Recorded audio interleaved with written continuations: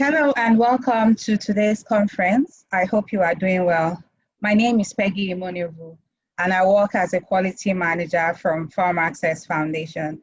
Today is World Patient Safety Day, and in commemoration of this celebration, we are bringing to you a series of topics that pertain to health worker safety, which is a priority for patient safety. We have three seasoned speakers who will be doing justice to today's topic. I feel honored to be part of this Power Girl squad. And at the same time, I feel intimidated to be paired with such great speakers, and you understand that while I read their profile. Before we start, some ground rules. As usual, by default, when you log in, your mic will be on mute. We ask that you keep it muted the whole time to reduce background interference as much as possible. With the rains come poor network, so we may experience some poor connectivity. We apologize ahead, but we'll do our best to make it as smooth sailing as possible. If you have any questions, please put them in the Q&A panel, and our panelists will attend to them at the end of all presentations. If we're unable to attend to your questions because of time, we'll send you answers to those questions and a link to the recorded version of this conference via the email address that you register with.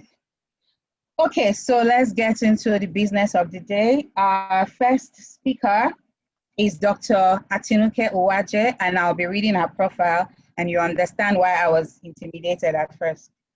So Dr. Uwaje is a FAAP diplomat, American Board of Pediatrics, and a member of the Nigerian Medical Association. Dr. Uwaje completed her medical training in 1989 at Obafemi Awolowo University, Ile-Ife, Osun State. And on completion of internship and mandatory national service in Nigeria, proceeded to the United States of America for her postgraduate training in pediatrics at the Howard Hospital in Washington, D.C., and this was in 1996.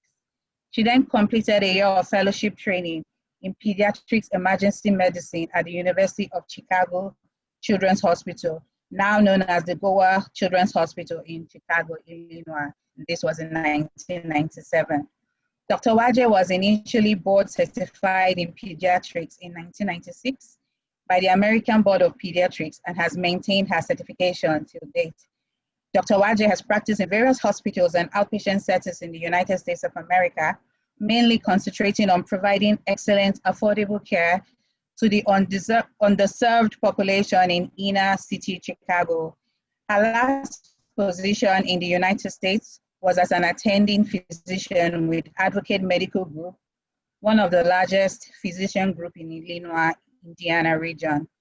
Dr. Uwaje is registered with the Nigerian Medical and Dental. She's a member of the Medical Association and fellow of the American Academy of Pediatrics. She has been a strong advocate on preventive healthcare since co-establishing Pediatric Partners Hospital in Nigeria in 2011. Dr. Uwaje is married to Felix Uwaje, and together they are blessed with 4 beautiful children. She enjoys reading, swimming, and dancing. Dr. Uwaje will be taking us on protecting the health worker, which is a workplace safety. Thank you, Dr. Uwaje. Over to you. Good morning. I have to say I have a blank system in front of me. I can't see anyone. I don't know if it has to do from my end or from your end over there. Can you hear me? Yes, we can hear you, and I can see your presentation slides. So it's possible it's your end. But if, I cannot. If you have your slides with you, you can go on with your presentation. I will just move the slides with your flow, if that's fine.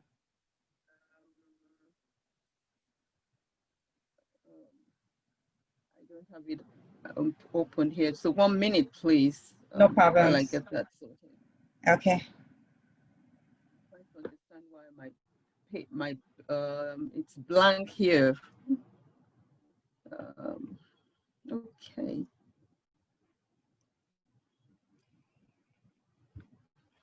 Thank you so much, Ms. Peggy, for the introduction. Um, I feel deeply honored to be part of this presentation today. And I must say a big thank you to you all, and a shout out to Dr. Ngozi, who is a mentor to me, so to say. She's my senior colleague. All right, so my presentation really, I just want to tell our story, what we did, knowing the importance of workers' safety, you know. And so all you're going to hear from me today is just basically what we went through. All right, now, prior to the pandemic, our organization enrolled in the SafeCare assessment program, the quality assessment program from Farm Access. So it was almost, you know, this was in November 2019. And our initial assessment placed us on level 3 in this quality journey. We celebrated that because, you know, this was our first time ever, but it also made us to realize that there were things that we needed to put in place, not only for patients, but also for our staff in terms of safety. So it was almost like we had our work cut out for us. You know, we were aiming for level 5, and our next assessment is going to be sometime in November. And we believe that we're almost ready to get to, you know, to level 5 based on what we have put in place.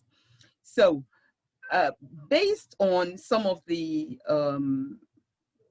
SafeCare, what they have made us to realize, we actually had to go and try and get a number of things together. So my presentation today, I'll first talk on what we did in terms of our staff, and then what we did for the hospital premises, and how we also got our patients involved. You know, because when we're talking about workplace safety, it's not just about the patient, but also you need to get your staff to be safe as well. So you know, the moment the pandemic started, you know, one of the things we did was to retrain our staff on infection prevention and control. We used visual aids, and we actually did some hands-on training. We had a conference that we showed, you know, how you should wear your gloves, how you should don your PPE, what you should have on, what, you know, that's the do's and the don'ts, so to say. And we also made sure that we had visual aids conspicuously displayed at strategic points of our hospital. Now, we also, because we were most concerned about our staff, and I'll tell you a little story after I said this, you know, it was important for us to provide PPEs for all cadre of staff, including, you know, everyone. And another thing we did was we realized that, yes, we can protect our staff even while they're in the hospital, but they're going to go home, and we want to be sure that they're doing the right thing even when they're at home. So the hospital took it upon itself. We actually we mass produce of some cloth face masks, and we gave each of our staff 4 pieces to have with them. You know, 2, we believe that we said they should have designated ones, 2 for when you're coming to the hospital, and 2 when you're going out of the hospital, and then you can interchange and wash them. And then we realized, because anyone who knows our hospital knows that we're almost, it's a very small place. And so space is not particularly to our advantage. So we had to alternate staff scheduling. We had to promote physical distancing. So we made sure, especially the non-clinical staff, we made sure that they started working from home. And we provided internet access for them to be able to work remotely. Okay. So another thing we did for our staff was to, you know, from our hospital administrator, if you begin to have any symptoms at all, vomiting, diarrhea, fever, anything like that, they report straight to the hospital administrator, and then we self-isolate them until either, if we think that this was COVID related, then initially we started with a 14-day self-isolation, but by the time that WHO changed it, we changed it now to 10 days self-isolation, or we make sure that they have a test. And when COVID first started, I think the first case we had in the hospital, the first exposure we had in the hospital was in early April, we had a little child who was admitted. Actually, the parents, they said the symptom had even started even before any of this, the pandemic. So we were not, okay, could this be, could this not be? But because the symptoms just were not tidying up, we decided to check that child for COVID. And interestingly, the child tested positive for COVID. So we had to mass test everyone in our hospital because, they were already exposed. And it was strange to realize that even the people that did not even have contact with this child at all were actually the ones that tested the most positive. So we knew that people were doing things that they were not supposed to do at home. They were not practicing social distancing. They were not wearing their face masks and all that. So when we had that, we knew we had to retrain our staff again. It was important for us that people realize the importance of that. And we always say that you're as weak as your weakest link. So we knew that if our security man was positive, people are coming in. So definitely there is a chance that others could get it. So that was how we were able to use that time to make sure that we get all our staff. In fact, we have tested our staff now twice, and I'm happy to say that at the last time, another thing we did for our staff was to provide them immune boosters. We gave multivitamins, zinc and calcium. This was one of the things that the hospital went through and bought for every one of our staff. It is always mandated for anyone who is a member of our staff that they must have their vaccinations up to date. So what was important for us was hepatitis B, DTaP, your meningitis, and MMR. So we made sure that for those staff that were just joining us even before the pandemic, that we made sure that they got all these vaccines up to date, updated. And the ones that were not updated, by the time the lockdown came, we made sure that everybody had their vaccines up to date. So what did we do for our hospital? So we had to now embark to protect our workers and also our patients. We changed all our taps. Every soap and hand sanitizer dispensers, we made them to be non-contact. And I'm going to show you some pictures. It cost us a lot, but we felt that it was something long-term and it was something that was protective. So, and then we provided designated hand washing areas on entering of our hospital, and also we encourage compliance. In fact, when you come into our hospital, the security guard knows to make sure that you use a hand sanitizer, or you come in, we made a little place for you to wash your hands. It's all touchless, dry them, and then have your temperature taken, and then come in from there. And then we also had a screening register for ease of location of any suspected COVID-19 case. When this pandemic first started, our nurses, when they take your temperature, they would also take would check off on the symptoms that was listed by the NCDC, and would also get your name, the contact details of people. So if by the time the doctor sees you and we think that you may have COVID, at least we can contact you, or we can also contact those that have been in contact with you. And we also designated consulting rooms. So we had, in our hospital, it's a two-story building. So we said, well visits will be upstairs at the first floor, and then the ground floor will be for sick visit. And also we had designated entrance and exit points. So if you're coming in for a well visit, you come in through a different way and you leave through a different way. If you're coming in for a sick visit, you come in from a different way and you also exit through a different way, different from those who don't have any illness at all. We also created an isolation room. This was away from the main hospital for any suspected COVID case, all right? And we put them there till either we get them to the isolation center or we're sure that they don't have that they're negative. And we also, once we reduce our time, face-to-face contact time, we knew that it was important that we continue to relate to our patients. So we embraced telemedicine very quickly. We started doing virtual consults In fact, right now, a number of our patients still prefer to do virtual consults.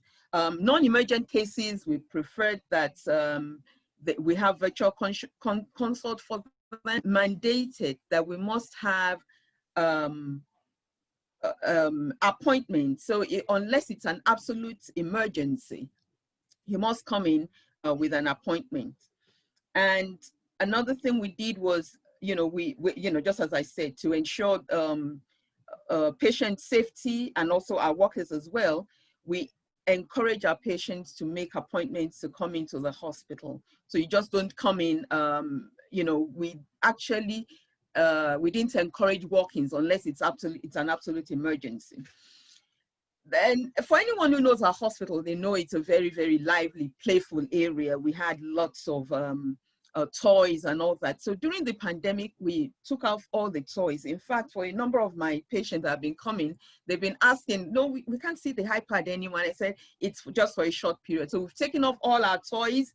We've reduced anything that we believe could be an avenue where the virus could stay. We've taken them off completely.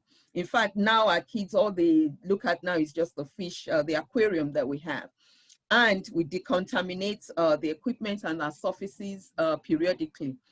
One thing that we realized was that because of the lockdown, because of the fear of parents of making sure that they don't, they're afraid that they may catch this virus, people just don't want to come into the hospital. And one thing that we as pediatricians have been saying, and everyone really, that all the other illnesses, they did not go on break. They are not on vacation. We still have them with us. And it was important for us that vaccine preventable diseases, all right? We just don't want COVID to go and then we have a massive epidemic of measles again. So we had to now, we began to think outside the box. So we created what we call the drive-through or drive-by vaccination.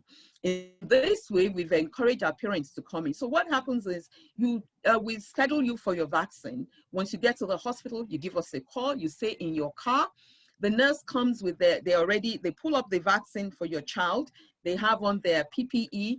They come to your car. You drive into the to our parking lot.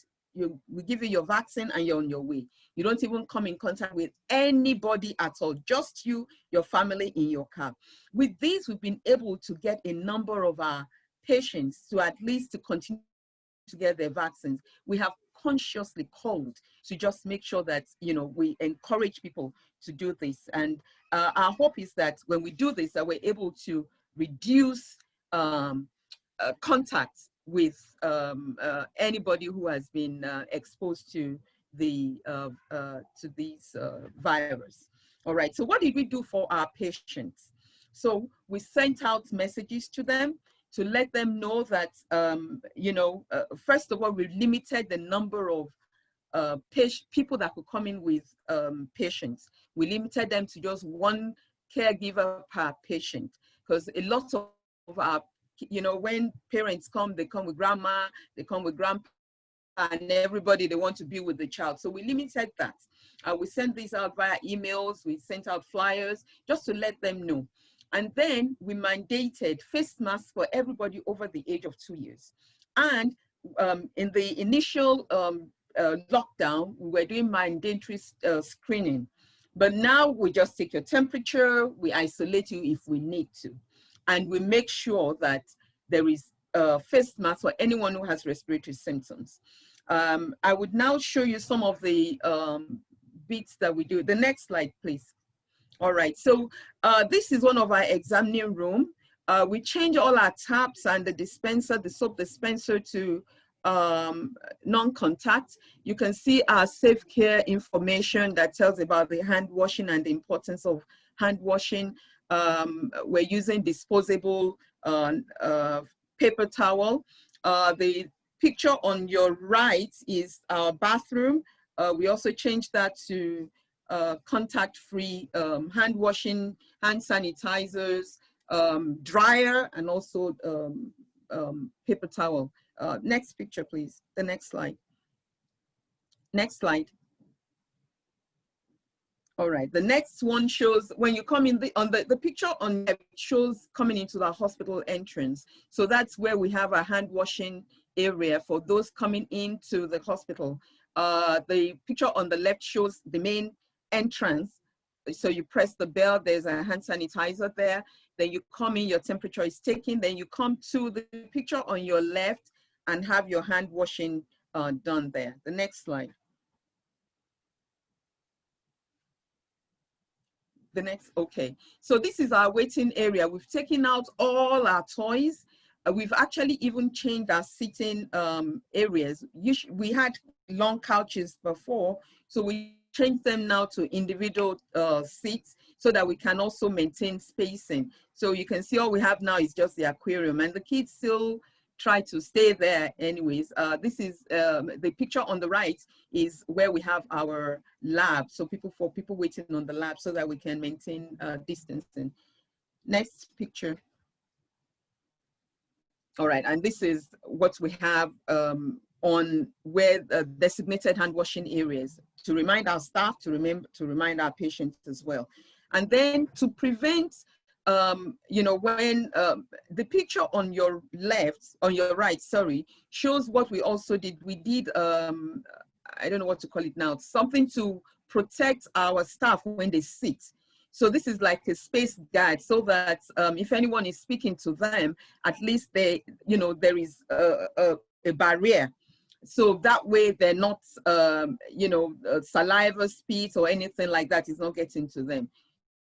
Okay, can we have the next picture? The next picture. The next slide. Okay, and that's one of our staff, okay, attending to a patient with our PPE on, the parents with the child. The picture on your right is our front desk. You can see they have their mask. They also have the protective guard on as well. Yes, the bottom line is we know that, you know, we all need to do this. It's important to keep, when our staff is safe, then our patients they're safe as well. And we take our staff in, at least in Pediatric Partners Hospital, their health is very, very important to us. So we must protect them and we must also protect our patients.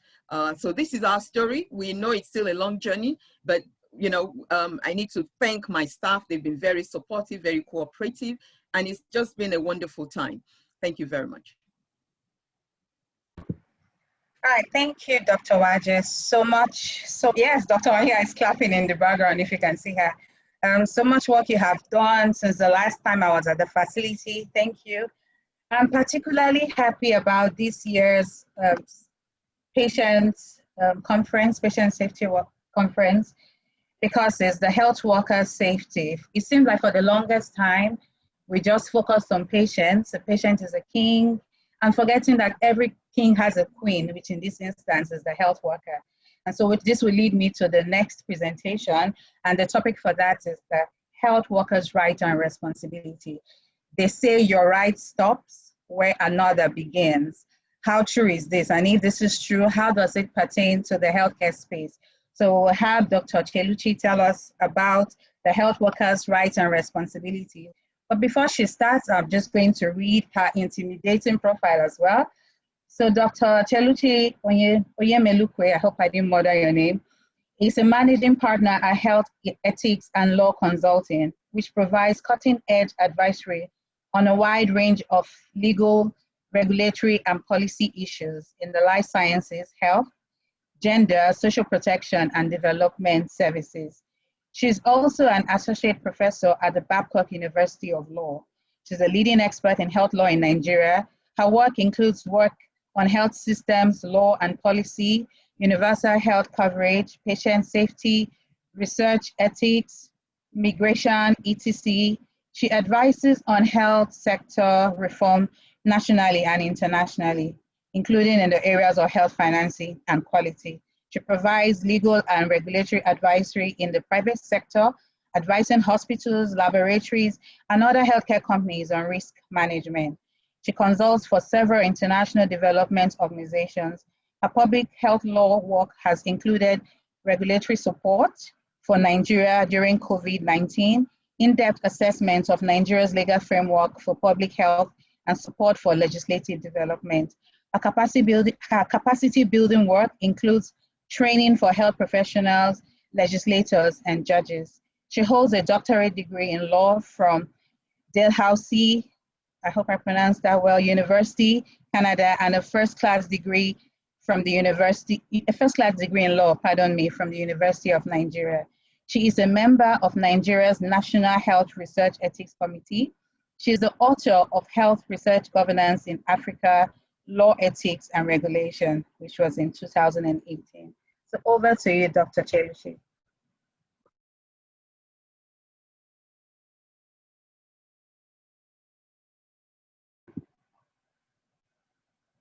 Dr. Cheluchi, can you hear me?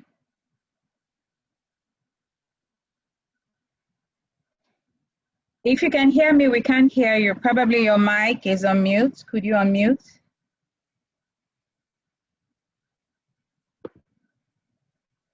All right, there she is. Thank you. Sorry about that. I was screen sharing without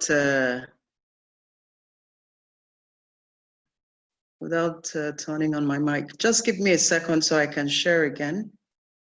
No problems at all. Thank you.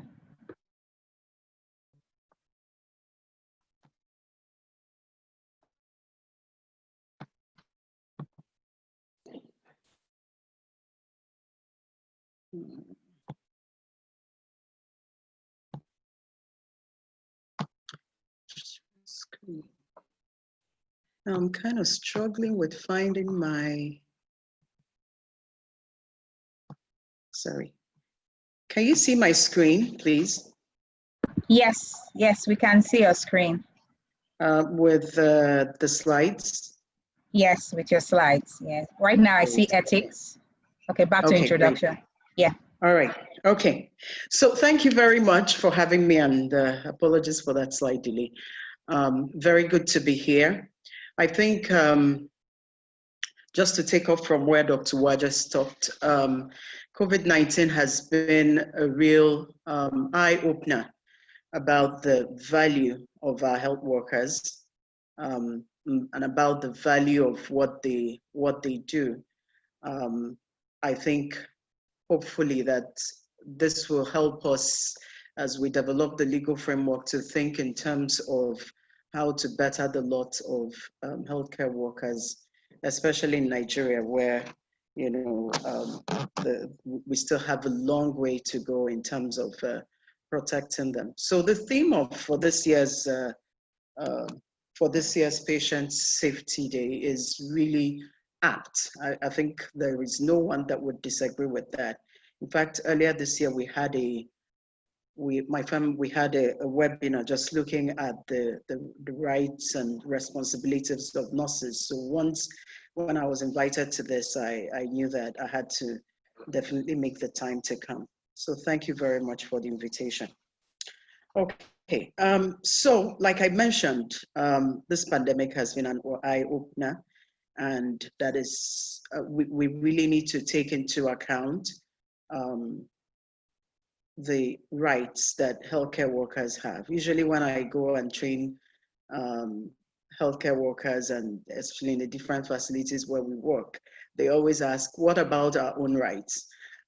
So today I'm going to start off, because my topic is rights and responsibilities. I think I'll start with the responsibilities and then walk back to healthcare worker rights.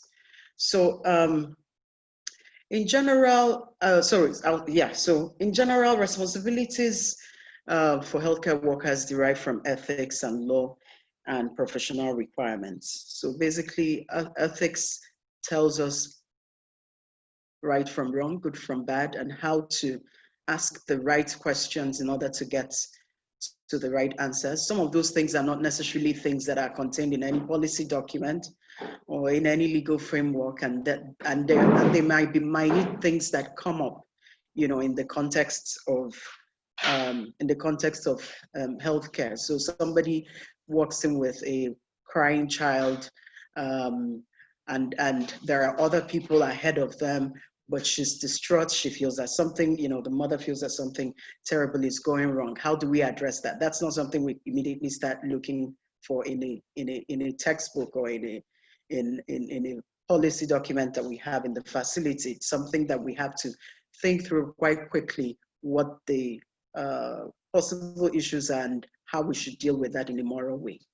Then, of course, the law provides, and I'm going to talk about a bit of that quite quickly, some of the responsibilities or obligations that healthcare providers and healthcare workers have.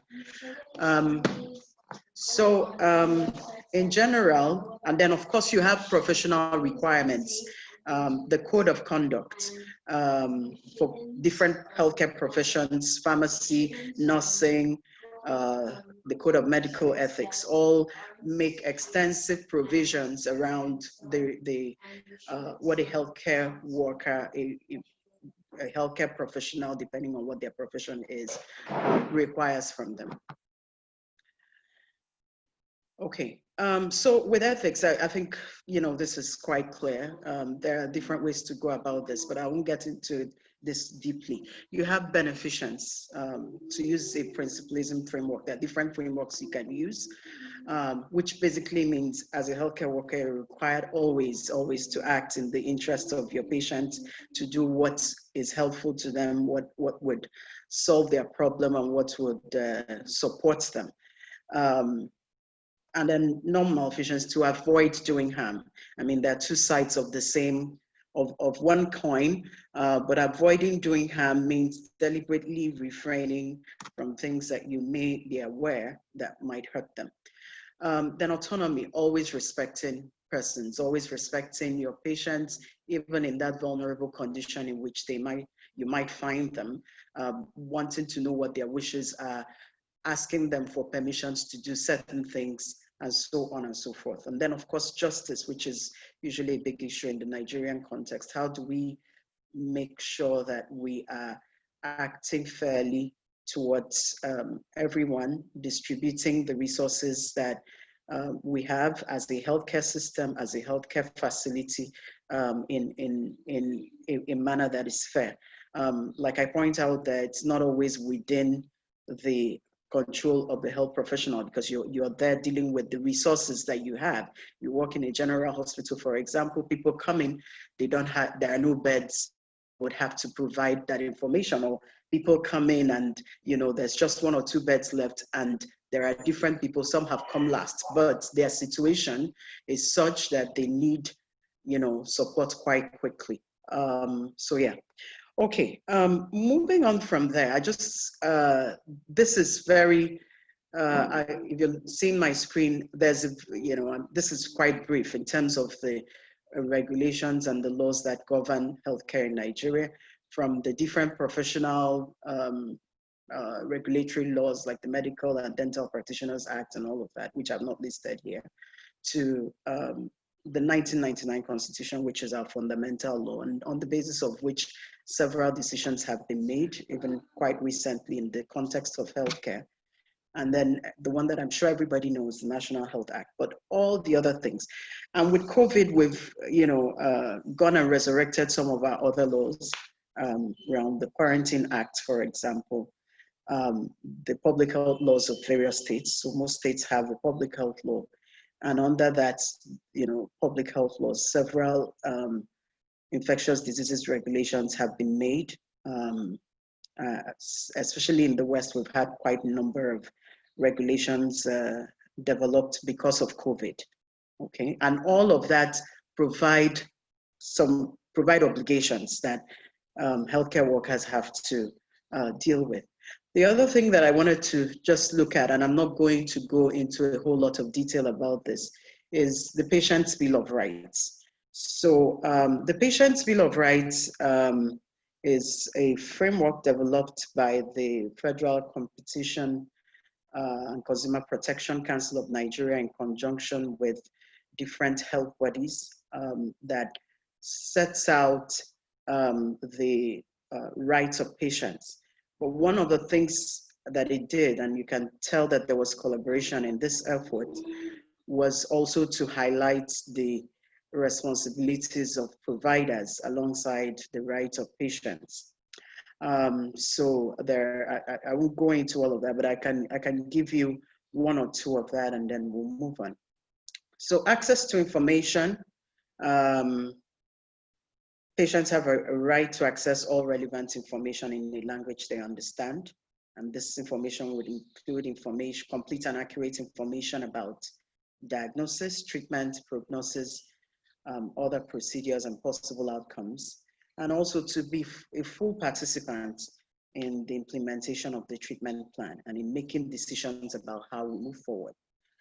And the responsibilities of providers in this respect include informing patients about services that are available at the facility and their eligibility based on health insurance and so on. Inform them about the costs, inform them about the proposed treatment, whether the procedure is experimental, and answer questions about the prognosis and so on, and provide the patient's medical records and requests by the patient and so on. Like I said, I won't go because it's quite long. There are responsibilities around confidentiality, to respect and maintain the confidentiality of patients' personal records unless the law allows you to disclose that information. Now, in the context of COVID, this is something that's come up quite a bit. To whom do we disclose information about the COVID status of a patient, and so on. And, I've had people ask, workplaces where we work, ask, can we ask people to do this? What are the possible legal implications of requesting them to do a test and then to show us what the results of that test would be? We can get into that in the question and answer section. And then quality of care. The patient has the right to access clean, safe, and secure healthcare environment. And Dr. Waje went on quite eloquently about the steps that they have taken to provide that kind of environment, including using telemedicine. So for a healthcare provider, you're required to ensure that you maintain the appropriate records, that you're working in a facility that has the appropriate licenses, and that you deliver care in a way that minimizes risk and harm to the patient. Okay, so there are other things that patient's dignity, when a patient refuses care, what you're required to do. And then we say, the provider has responsibility to recognize that minors, that is people under 18, are under the care of parents or guardians whose consent must be secured in order to provide them with treatment. Okay, and that there may be the law allows you and in fact in some cases requires you as a provider, as a healthcare worker, to detain a patient in the interest of public health.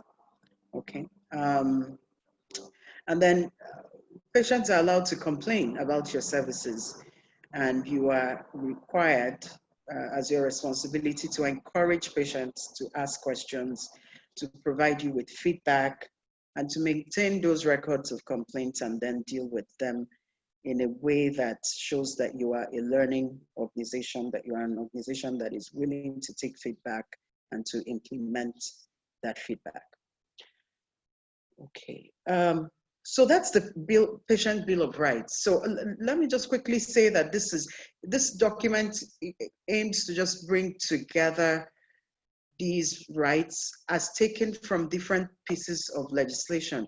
So I provided you with a list of some of the legislation that provide a framework. So if somebody were to want to check if they have a responsibility and what the law says, the Patient Bill of Rights is a good place to start, but it's not the ending point, because what it does, so for me as a lawyer, for example, that's not, we might cite that in court, but it's not really a legal document per se. Okay, it's a framework that helps us to understand what are responsibilities are and what the patient's rights are.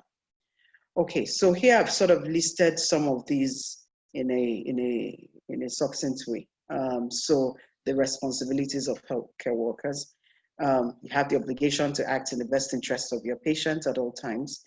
The obligation to provide care is captured. So if we were to have an issue around that, it would probably be around looking at, you know, the law of negligence, looking at the code of conduct or code of ethics of the particular profession in question.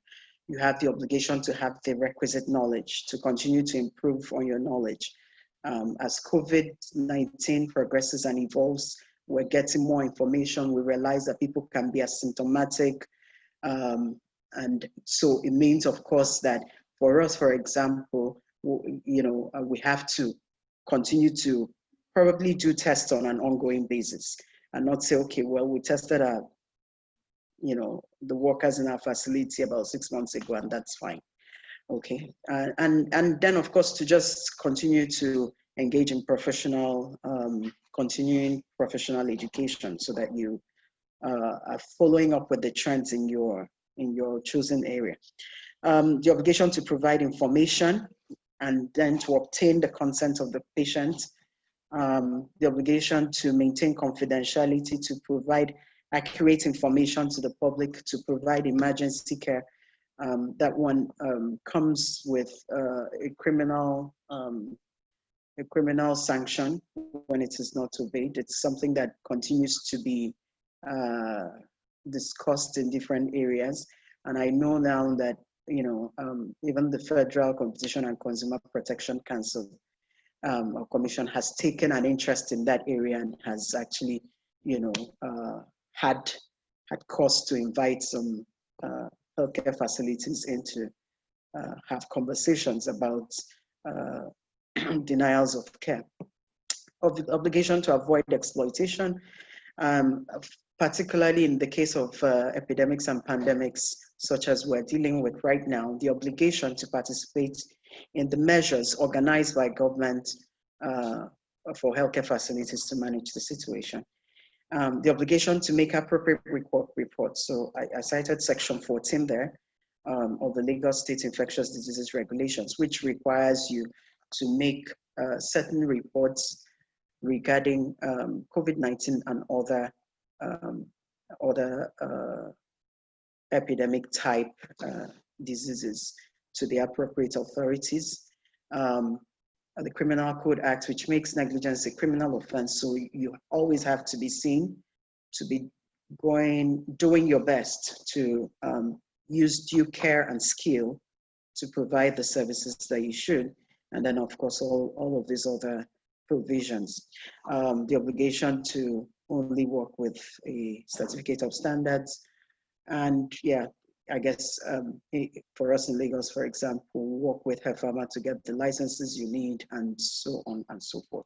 So these are some of the key obligations or responsibilities of healthcare workers in Nigeria. Also have obligation to give accurate information. This is from the Infectious Diseases Regulations of Ogun State, and so on, and so on. Okay. And to provide notification, which I'd already mentioned, which you would find in Ogun State, you would find in Lagos State, and in other states as well. So these are the obligations that you have as contained in law. Okay. You also have obligations that are set out by your codes of conduct, the code of professional conduct. So I've used nurses as examples here. And then it says the nurse must provide care using current evidence-based principles and practices and the nursing process, and be personally accountable for the care that she provides to clients. So this means that she's answerable for her actions regardless of what she hears from any other person. Okay. There's also a provision that they should contribute to policy making, and I'm going to come back to that in a bit. So of course, like I mentioned, each of the professions have their codes of their codes of conduct, which in law, I won't get into that, but which in law are considered to be subsidiary legislation. So they have an indirect force in law. And so it's something that we always have to be cognizant of what does my own specific profession require of me at any given time. So to come to the theme that I'm really interested in talking about today. So while, I think we talk quite more often actually about the obligations of healthcare workers, the obligations of healthcare providers, not much has been made of the rights of healthcare workers and healthcare professionals. But people will always ask me these questions. What are the rights of healthcare professionals? Are there situations where I can legally decline to provide care? And so on. Are there periods, situations, circumstances in which I can decline to take on certain risks? Okay, so the good thing is that we now have, provisions in law that address that. My argument is that we need to do a little bit more. Some will say a whole lot more, but we do have certain things in place. So I will start with what we have in place, and then I'll go to where I think perhaps the law will need to make more room. And in that way, just argue that, we all need to be part of the policy-making process so that we can make some of those things come into place, just as we have now begun to do work in a robust way on the side of patients' rights, okay, and on the side of the responsibilities of healthcare workers. So the first one I cited here is the right to share information with the healthcare team in the interest of the patient. So, different scenarios might come up where, for example, a patient shares information with you in a confidential way, and the question always is, can I share that with other members of the team? And the answer is yes. If you look at Section 27 of the National Health Act, it allows a healthcare worker to share information with the healthcare team with a caveat that it must be in the interest of the patient. More directly, when it comes to pandemic issues, is this other right in Section 21, which provides for the right for your facility or institution to put in place measures to protect you from disease transmission. So this is an obligation on the government. It's also an obligation on private health facilities to ensure that the healthcare workers in such facilities are protected from disease transmission or injury or damage, okay? So that includes the provision of PPE, the provision of all other protocols that are needed for infection prevention and control, okay? So what that also means is, of course, that a healthcare worker can actually bring an action against their facility for not making those things available, especially where they also then suffer harm or damage or injury as a result of that omission, okay? So, and then you also have the right to refuse treatment to someone that is verbally or physically abusive or who sexually harasses you. Under that same Section 21. This one can be a bit tricky. So when I do my trainings, I usually put case studies around this, where I provide evidence that, somebody comes in and is cantankerous. How do you deal with that sort of patient? Do you just simply say, we will not give care? But the important thing I want us to understand it from a legal perspective is that you have the right to refuse treatment to someone who is verbally or physically abusive or sexually harasses you. The exception to this is where the person is a psychiatric patient, because it's understood that this might, the person might be doing that because of the illness. Okay, so that's the exception, but in general, that is the position.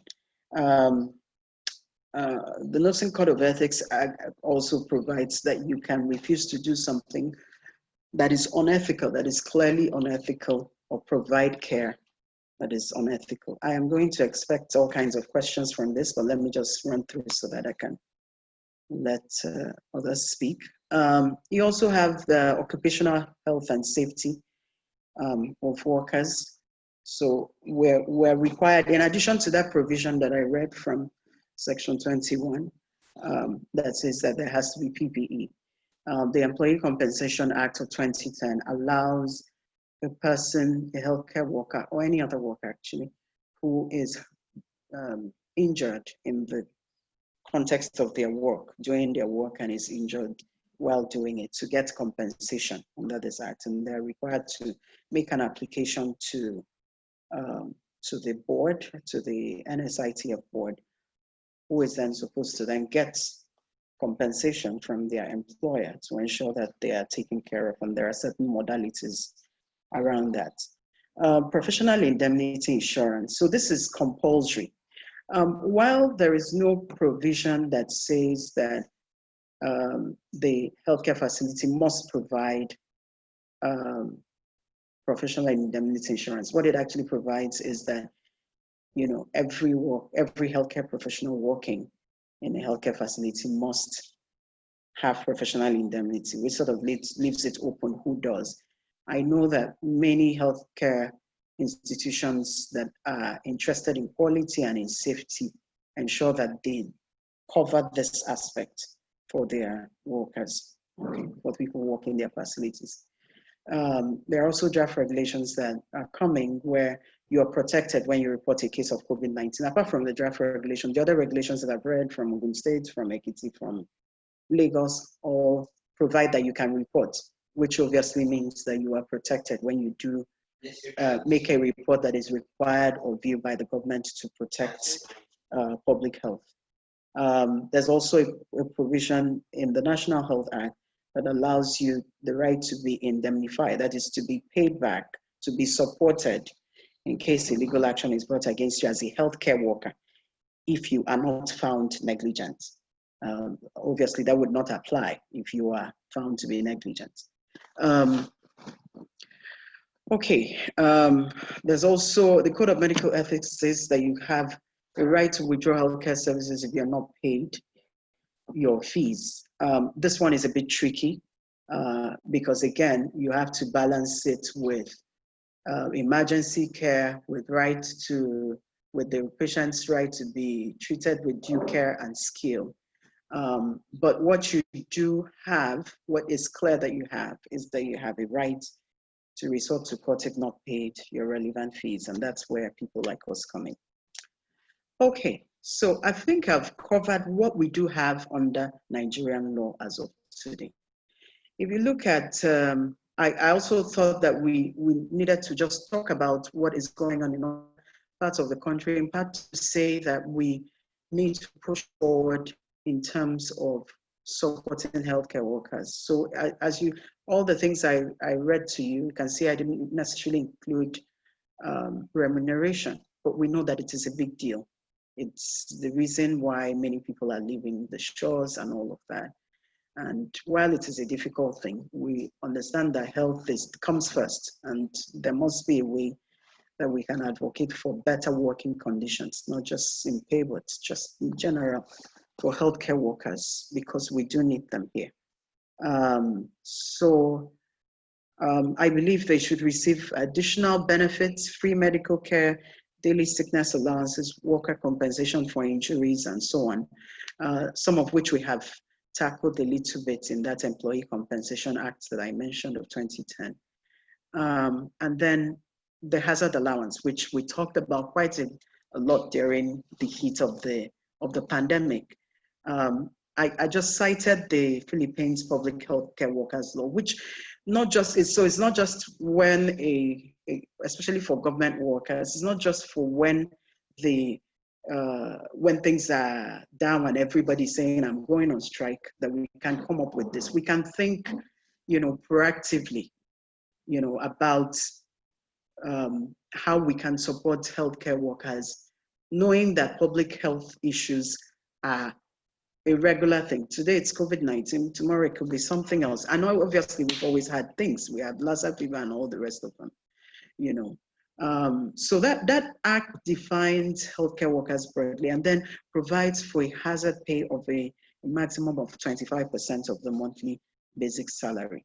I know it's in Lagos State, they address that, and at the federal level, there's been talk about that. But what this does is really solidify it in law, okay? That this is what it should be. And there are other examples from other countries that I can give, but I thought I would share that one. And of course, in coming up with what other additional rights and benefits should accrue to healthcare workers, those determinations should be made in consultation with people that are all going to be affected, including private healthcare institutions, because they're going to be looking, we have a bottom line here. We have to remain sustainable and all of that. So how does that come in?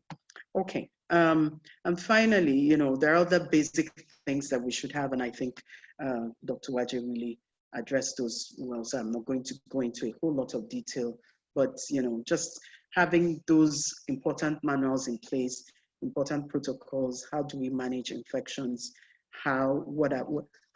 even budgeting for managing infections, putting in place programs for training and retraining your people in line with current standards, international standards, and so on and so forth.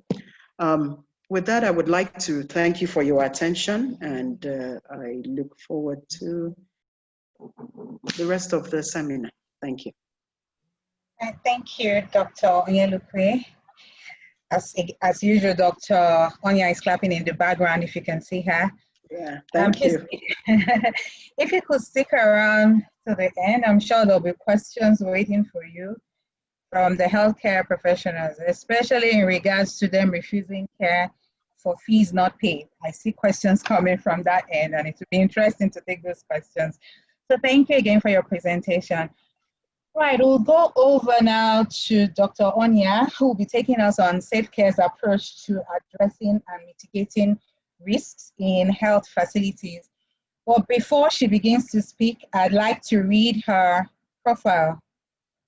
So Dr. Ngozi Onya is a 1982 graduate of the College of Medicine, University of Ibadan, and a fellow of the West African College of Physicians in Pediatrics.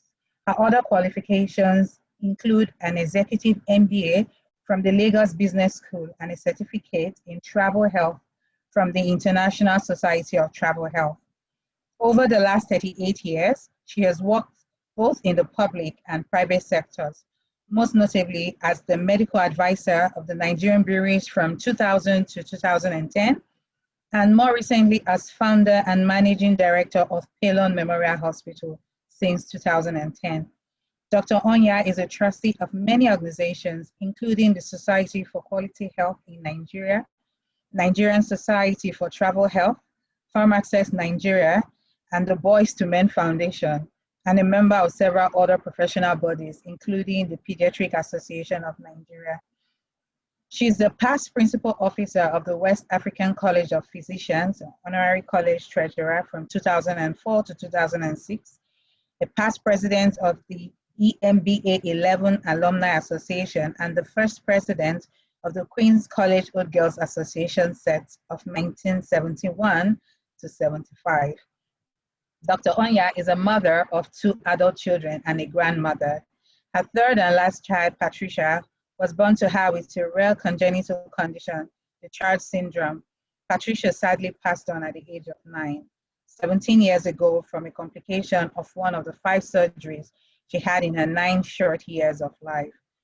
Pelon Memorial Hospital was established in memory of her in March 2010. Pelon Memorial Hospital currently has 3 branches. The first and flagship of the group is a multi-specialty boutique hospital located in the Highbrow Victoria Island area of Lagos. Living by its business principles, Pelon Memorial Hospital has started a vision of redefining healthcare in Nigeria and delivering on its value proposition of high reliability, which is getting it right the first time, every time. Her SafeCare journey, with a mission to provide safe, timely, evidence-based, patient-centered care, and Dr. Onya being an ardent proponent of quality in healthcare, as evidenced by her being a foundation member and trustee of the Society for Quality Health in Nigeria. Pella Memorial Hospital was one of the first private hospitals to sign up for SafeCare advanced quality improvement processes in November of 2014. And at the time, they came up with a baseline assessment score of 47, but the national average was 41, so they were above the average at the time. Pella Memorial exited with a score of 84% from 47 in October 2016, being the first hospital in Africa to achieve SafeCare level 5, and still remains the only one in Nigeria to date. Dr. Uwaje is behind you, Ma, so watch out for her. The icing on the cake of this quality improvement journey was a visit to the facility by Her Royal Highness Queen Maxima of Holland in 2017. Following a relocation from the initial premises in 2018, coupled with a high staff turnover bedeviling the healthcare industry, it was obvious that standards had fallen, and with the employment of an enthusiastic and proactive quality assurance manager in the person of Ms. Payson Ezekiel, Pella Memorial Hospital applied again for a third assessment in March 2019. And following the quality improvement processes, Pella Memorial Hospital scored 89% in September 2020, coming again on a SafeCare level 5. The hospital has grown exponentially since 2016 in terms of brand equity, reputation, client base, and revenues. It is now considered one of the best hospitals in Lagos metropolis. Thank you, Dr. Onya, and over to you. Thank you very much, Peggy, for inviting me to speak. And thank you very much, Dr. Uwaje and Drs. Uwaje and Onyelukwe, okay, for setting a nice foundation for me to talk on health workers' safety as a priority for patient safety. I think we couldn't have chosen a better theme this year for patient safety than the focus on health workers' safety. So this is the outline I will follow. I always start by making definitions. I think it's a very good way to start. So what is health worker safety, or what does that refer to? We recognize that health workers face a wide range of hazards in their job as healthcare workers. Infectious hazards, COVID-19, hepatitis B, because we all think of COVID-19 only, but then there are other infections that health workers are prone to. I, for example, will come down with a sore throat every quarter after examining the throat of a child. I'm sure Dr. Uwaje can relate with that, okay? And then there are physical hazards, you know, including violence. And I'm happy Dr. Onyelukwe referred to patient violence. Not too long ago, one of my young medical officers here was slapped by a patient's relative. Yeah. So there are all kinds of, and then of course, back injuries from lifting patients, latex allergies, and so on. Of course, the big elephant in the room, the psychosocial aspect, the aspect we all underrate so much, the stress, the burnout, breakdown of family relationships because of long working hours, because it's such an all-consuming job. And then of course, the basic occupational health that we have always referred to, the needle stick injuries, harmful exposures, etc. The CDC of America, of Atlanta, says that cases of non-fatal occupational injury and illness with healthcare workers are amongst the highest of any industry sector. But I'm sure it's not something we all often think about. Patient safety is defined as the absence of preventable harm to a patient during the process of healthcare and reduction of risk of unnecessary harm associated with healthcare to an acceptable minimum. So once again, about beneficence and non-beneficence, okay? Patients cannot be safe if the people providing the care to them are not safe. And that's something that's just very fundamental. And I'm happy for the first time attention is being drawn to healthcare workers as important to society. I'm sure Dr. Uwaje will say we've never been so important in our lives. Thank God for COVID. Suddenly, people realize that you need healthcare workers. And so talking about SafeCare, and I'm happy that I was given the responsibility of talking about how, and I'll use COVID as a case in point for how SafeCare helped us. So it's a stepwise improvement program to deliver safe and quality care to patients using standards. 13 service elements, and for the advanced assessment, it's 143 standards, sorry, not 142. And we went for the advanced assessment from the first. So using COVID as a case in point, I'll talk, the first service element, leadership. So when COVID was making landfall in Nigeria, it was clear to us as the leaders of the business, Pelon is run by 7 partners, 6 medical and 1 non-medical. We recognized that we didn't think it was ethical to say we will not treat patients. So we had to prepare for treating patients. We already have existing patients, and we're not going to turn the patient back just because we think it's COVID. So the first thing we did was we had a town hall meeting, and we explained this to people. We recognize also that people have a right to make their own choices. And we asked patients who didn't want to be involved, healthcare workers who didn't want to be involved in the treatment of COVID to take a leave of absence, and that they will get their jobs back at the end of it when they're ready to work. 2 doctors and I think 1 nurse took that option. Then we set out policies. One of the first policies, I don't know if I can link to the document. Oops.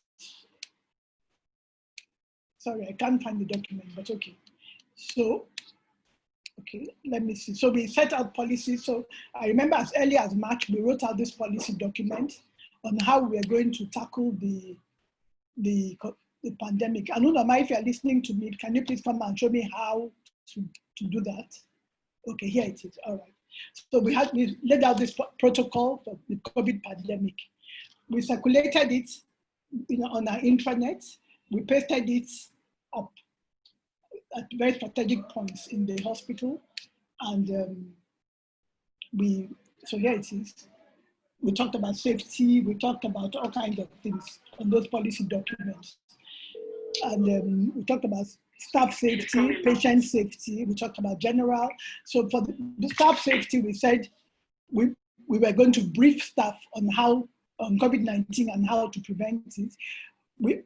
All non-essential staff to work from home, all vulnerable staff, immunocompromised, and so on, because we, for example, have a young lady who has an autoimmune illness, so she had to work from home compulsorily.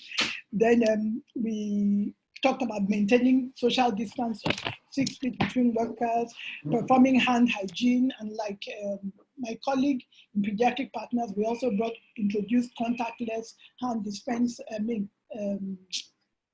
hand sanitizers dispensers. We installed wash hand basins with soap and so on and so forth all over the place. And then of course we provided PPE and so on.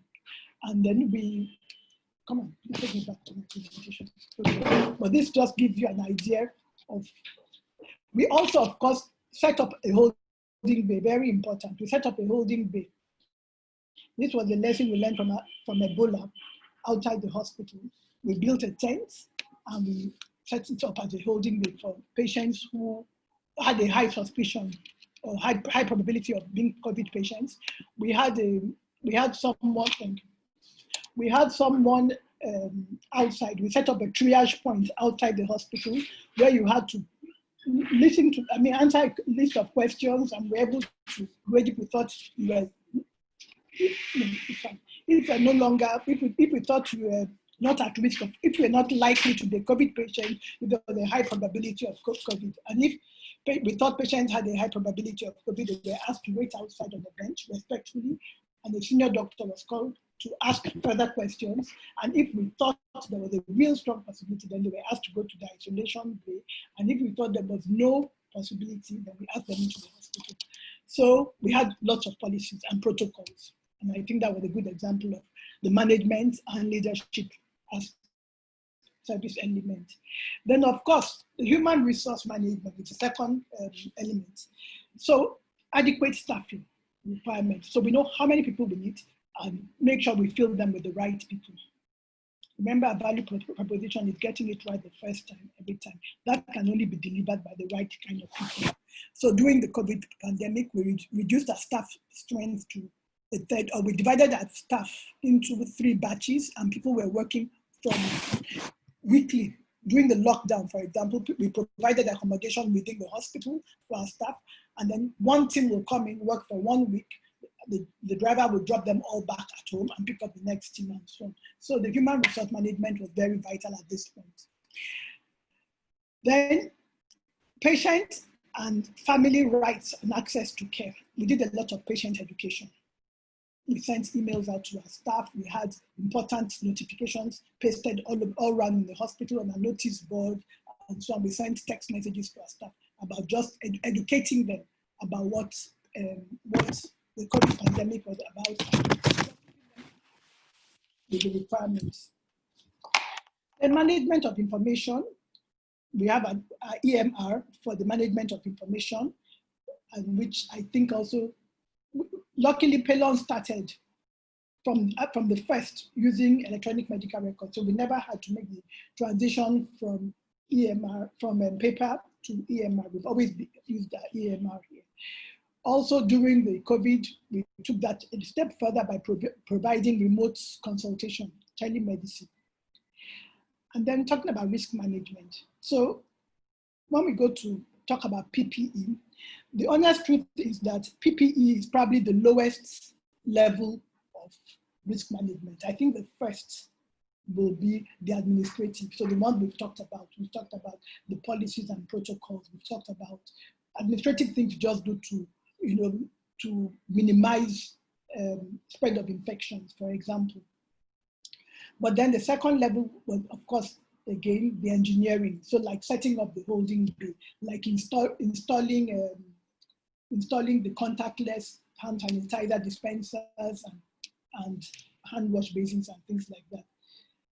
Also, we put red lines beyond which we did not. For example, when patients are talking to staff at the front desk, I see that Dr. Wajay in Pediatric Partners had a nice screen across. We didn't put that, but what we did was we drew a red line, which was about at least 1.5 meters away from the front desk officer, and we asked patients to stand behind the red line so they didn't come too close. So those kind of engineering controls are also very important. And then finally, of course, the PPE. We provided all sorts of PPE, masks, face shields, hair covers, shoe covers, hazmat suits, because we started managing COVID very early. Our first COVID patient came into Pelon on the 24th of March, and it was Pelon VI. She came as a critical care patient, so she came straight onto a ventilator.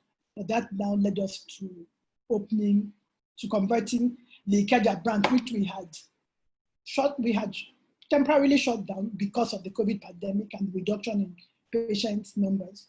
So we now repurposed it and converted it into a COVID center. So very early, we had to stock up on PPEs and things like that. Of course, we are using COVID as the case in point, but then the other things like post-exposure prophylaxis for HIV/AIDS and a couple of other things. These are the parts of the service, the risk management service element. We do root cause analysis. This morning, Peggy tried to reach me, but I was on a mortality review, so I couldn't join the dry run because I was on a mortality review, which we have every Thursday morning. And we will do a root cause analysis as part of managing risk to ensure that they don't recur. Then we have adverse event reporting. I want to dwell a little bit on the elements I think are very important and may not always be present in many hospitals. So the adverse event reporting, fire safety, we now have a nice sprinkler system and all that. And this came from our SafeCare journey. And then of course, we did significant infection prevention and control training. An infection prevention and control expert from LUTH to come and talk to us all in sometime in end of March or early April. Then, of course, the sixth element is the primary healthcare service. So we have modern equipment, we have contactless monitors, we have pulse oximeters, and and all kinds of things which we think will enhance our primary health care services. And of course, we have standard operating procedure, SOPs, guiding virtually well displayed. And it's, this morning on the mortality review, I had to reiterate the importance of not just writing up the SOPs, but actually following the SOPs. Then, of course, there's the inpatient care. We also have all kinds of modern equipment like infusion pumps, syringe drivers. Everybody knows that if they want to see the wrong side of me, set up a line without an infusion pump, because they're available. But these are things that, habits that we need to change. So they're available, they're in the store, but you walk into the ward sometimes and you see just an ordinary giving set when you could have used an infusion pump. These are the things that enhance patients' safety. Of course, post-op monitoring, please pardon the spelling error. Then the operating theater and the anesthetic services. So we have qualified staff always. We have SOPs, the checklists. The checklist, very important, makes all the difference. Before every surgery, they will run through the checklist, the anesthetic checklist and the surgical checklist. And I'm happy to say we have very good outcomes. And I think the fact that we have we introduced all these things, thanks to our SafeCare journey, have significantly impacted on the quality of care we provide. There's, of course, even in the design of the theater, the fact that we have a backup online inverter for, we all know about power situation in Nigeria. Okay. Then our laboratories,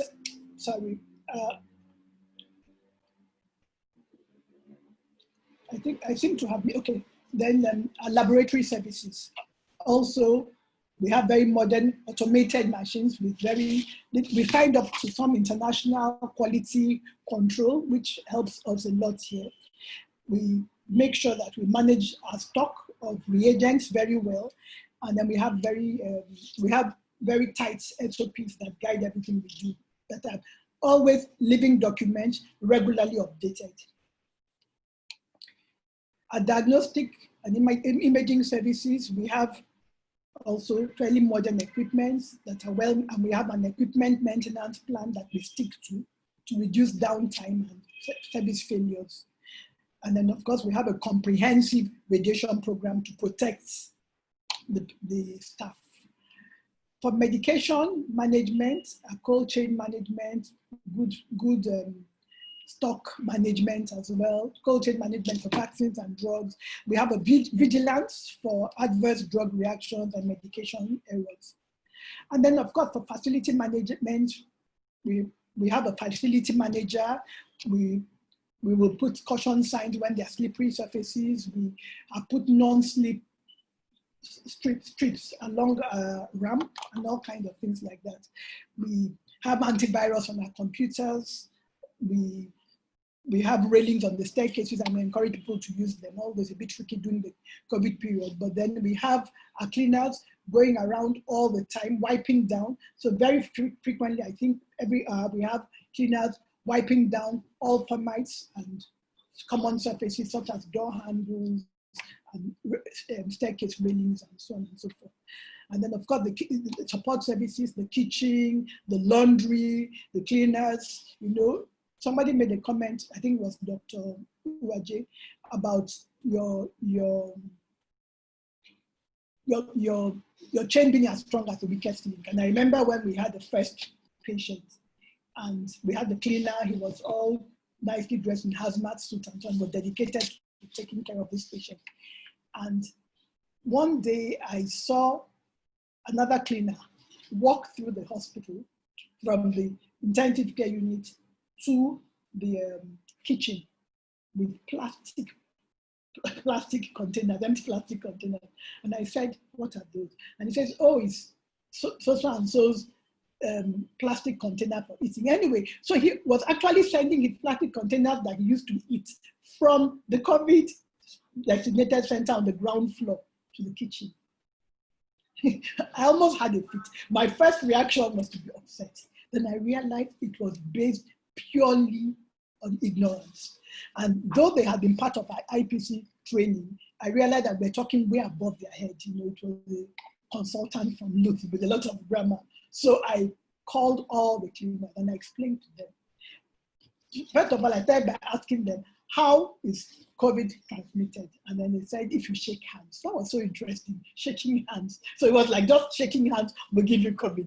And so I explained about the droplets on your hands and how rubbing your mucosal surfaces you could catch COVID.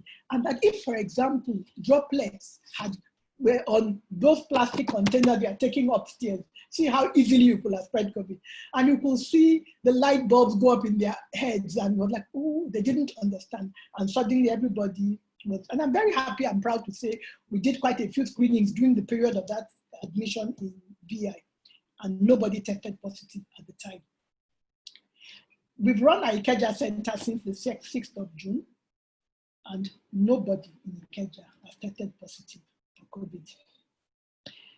I think that speaks a lot to the strict infection prevention and control measures in Ikeja. Interestingly, about 8 or 9 of us have tested positive in VI. I believe this was more, I mean, maybe in June or July and August. I think this was probably more to do with community transmission. So people are coming from home. Dr. Ajay made reference to the fact that you might protect them all you can in the hospital, but when they go home, you know, there's nothing much you can do. So quite, you know, a few of them were community transmission. Maybe 1 or 2 were one colleague in the hospital infecting another. So for example, one particular department, one person tested positive and very quickly 3 people tested positive after. So, but the person clearly brought it from home and infected colleagues in the hospital. But all in all, I think we've tried very hard to pay attention to. And then of course, oh yeah, something very important I haven't mentioned. We've done something to support the mental health, particularly of our Ikeja-based colleagues, because I think it's quite devastating. They bond with the patients and then they see the patients die. You know, I remember once I was on a webinar and one of my nurses, who I think is on this webinar, was on the webinar, and then she said something about her heart, how the patients get into your heart, and the shock she had one morning when she came in and found one patient missing. You know, the patient had died overnight. And then I recognized that, yes, our healthcare workers themselves need to be protected. And I think Lagos State did quite a bit to support, you know, frontline workers. And so we were able to invite in a clinical psychologist and a psychiatrist to try and help us with counseling. We haven't seen the whole process. It's still an ongoing process, but that's a very important part we need to address. It's a very difficult time for everybody in the world, anxious time. So yes, healthcare workers, we are bravely facing these patients, but we're just facing down our fears. You know, we are human like everyone else. We can get COVID. Our colleagues have caught COVID and have died from COVID. So it's a real possibility, but we are doing what we have to do. We're doing what we are trained to do, but we must recognize that, yes, we need to protect the mental health, our mental health of healthcare workers. And then, thank you very much. I didn't have so much to say. I think Dr. Waji and Dr. Onyelupe had already done an excellent job, but proud to say that we are the first SafeCare level 5 in the world, yeah, since 2016, and again in 2020. Thank you. All right, thank you, Dr. Anya. You may think you didn't have a lot to say, but you actually spoke a lot. And I'm sure we may have questions along the lines from what you have said. Just looking at the time we're gone for into the allocation we have put for ourselves. So for time's sake, I'll just take one question per presenter. And I will start with Dr. Waje and then go in that order till I get back to Dr. Onya. Okay, so Dr. Waje, during your presentation, you mentioned your drive-through vaccination clinic. I find it particularly interesting and impressive. If you could take 1 or 2 minutes to run us through how that came about, what brought the idea, and how you were able to manage it, seeing how you, I don't know who has been to Pediatric Partners, but I for one know that there's some space issues. So how you were able to manage all of that and what results you got from that. Thank you. Very much. You know, once this pandemic issue started, a lot of, well, we had almost a 70% drop in patients coming to the hospital. So, and our concern, you know, in pediatrics, what we do mainly is we want to prevent diseases. And our aim is to make sure that we get all our kids well vaccinated. You know, I mean, Nigeria just recently celebrated, or Africa just celebrated that we're now polio free. Okay, so, and one of the things that we thought about in pediatric partners was how could we ensure safety as well as making sure that we still keep our kids healthy. All right, just as I said initially, we still have measles, we still have tetanus, we still have all of these things around. So we need to protect our patients and ourselves and our clients from these illnesses. So what we did was, usually for our vaccines, we schedule them with appointment. And because we use the electronic medical records, it's easy for us to know who is next. So what our nurses would do will be to call and to schedule for the vaccines, okay? And we give the option for some parents, because they know that we've gone the extra length to keep them as safe as possible, they don't mind to come in. But for the rest of parents that are really scared to come, we offer this service. So if, for instance, your child is scheduled for MMR and varicella vaccine, so we call you the day before, and you tell us, okay, I would rather have it as a drive-through. So we know that at 10 a.m., Peggy is bringing her little cousin to have the vaccine. So when the patient comes, they stay in their car and they call the hospital. They call our nurses line to say that they're around. And so the nurse will draw up their vaccine, and then they drive into the parking area, into our compound, and the nurse now goes and gives the vaccine to the child in the car, and then they're gone. And we make sure that we record it and all of that. So that it's pretty easy. And, you know, one of those things that could help, you know, during this period when people are still, some people have not left their homes since March. And I'm glad that Dr. Onya also talked about the mental well-being. You know, so one of the things we try to do, look, we can still protect you. We'll make sure that you're safe coming to have your, but it's important, you know, that we get these vaccine preventable illnesses in check. So that it's very easy and very simple to do. All right, thank you, Dr. Owaje. So the next question was for Dr. Onyelukwe, who I think may have fallen off due to network. Yeah, I think she has fallen off, but I'll just wait for her to come back and now move on to Dr. Onya. If she's still with us, yes, she's still with us. Dr. Onya, if you can hear me, congratulations for being the first and the only SafeCare Level 5 at the moment. What would you say to facilities looking up to first sign on to the SafeCare quality improvement, and for those already on the journey aspiring to attain a Level 5, if you could share your experience and some words of encouragement or words of discouragement to this sort of persons? Dr. Onya? I think I will say go for it. Go for it. You know, in the beginning, it's one of those cases where they say, if you think education is expensive, try the opposite, which is ignorance. So yes, it might be expensive, not only in terms of the costs of the process itself, but also the things you need to introduce just to ensure that you get the right level. But in the long run, it pays off. It pays off so much. It makes your life a lot easier. It makes the service you provide a lot safer. It increases your brand equity. It makes you a provider of choice. I think it's a no-brainer. I think everybody who's on this call today, who's a healthcare provider, is because they recognize the value of an initiative like the SafeCare initiative. And I'm glad Dr. Owaje is on it, and I'm rooting for you, and I'm coming to celebrate with you, to pop champagne when you attain your Level 5, that I know you will attain. Thank you. All right, thank you, ma'am. So Dr. Owaje, I'll be coming with Dr. Onya to pop the champagne, have 2 bottles ready.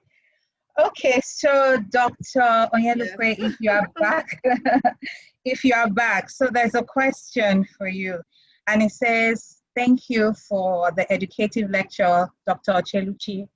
Please, does the right of a health worker who's assaulted at work end at just refusing such client treatment? Is there anything else such a worker or the healthcare facility can do? Okay. Thank you very much. Sorry, I think I had a problem with my connection earlier. There are certain things that are already in place. So of course, if you're assaulted, you can file an action against the person. You can, contact a lawyer like myself to represent you in an action for assault, and it can actually be a criminal matter or a civil matter. Of course, the results are different, but yes. In addition to that, the National Health Access, you report to the appropriate authority in your facility. The idea is that they're going to do something. I believe, of course, that you even as part of reputation management, that the facility must be seen to do something. They must be seen to engage with that person and lay out certain sanctions. So either they write to you and ask you to cease and desist, or even say we will not continue to provide care because we don't want our health professionals, our healthcare workers to feel unsafe while they are attending to patients. It's also not very good for other patients to even witness that sort of thing. So there are definitely remedies. What the National Health Act has done is to lay it out there to make it very clear that you have options legally. I hope that many people would probably not go that route, but that is an option. Okay. And then, of course, your health facility will be seen to do something. All right, thank you, Dr. Oh, no, we could hear you still, but thank you for that, Dr. Nyelukwe. Thank you, Dr. It's Onyelukwe. My apologies, ma'am. I should have corrected it earlier. Yeah, I know I started off saying Onyemelukwe, but then I saw your screen and it said Onyelukwe, and I'm like, oh, I called her name wrong the first time. Yeah. Okay, so thank you, Dr. Onyemelukwe. No. Thank you, Dr. Uwaje. Thank you, Dr. Onya, for sharing your wealth of experience with us. I'd also like to thank all the participants for being with us today. It is a work day, and during work hours, we appreciate your taking out time to be part of this conference. We say thank you, and we hope you join us for future webinars and conferences as this, where we learn from one another. My team at the background, thank you for always making it a smooth moderating process. Thank you to Farm Access Organization for making this possible. Do enjoy the rest of your day and stay safe. Thank you and goodbye.